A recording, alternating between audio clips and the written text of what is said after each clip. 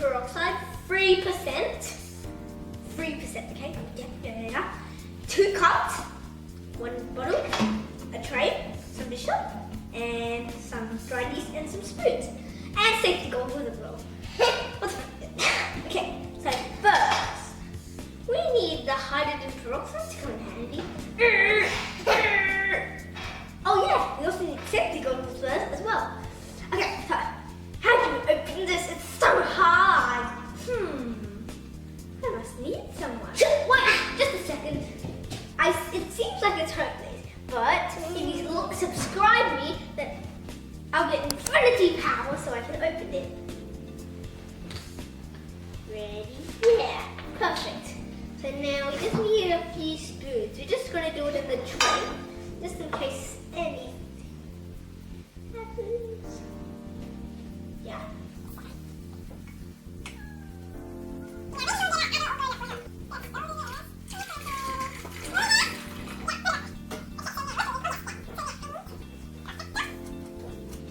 Yes, we put this spoon and this aside. Can put this on. And we're going to put this aside for now. Now we use a few squirts of dish soap, okay? Got it? You can use.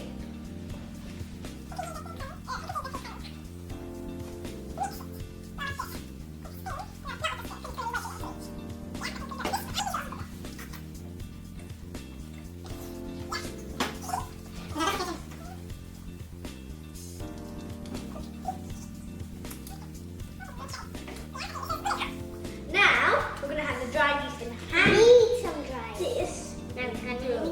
So now you can have 2 small packets of dry yeast or 1 big packet. And we're just gonna. Okay, now I'm gonna add the second bag. I'm just gonna tear it.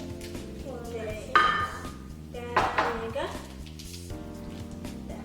You can pour it in there. Is that good enough? I think that's good enough. And now, I'm just going to add the warm water.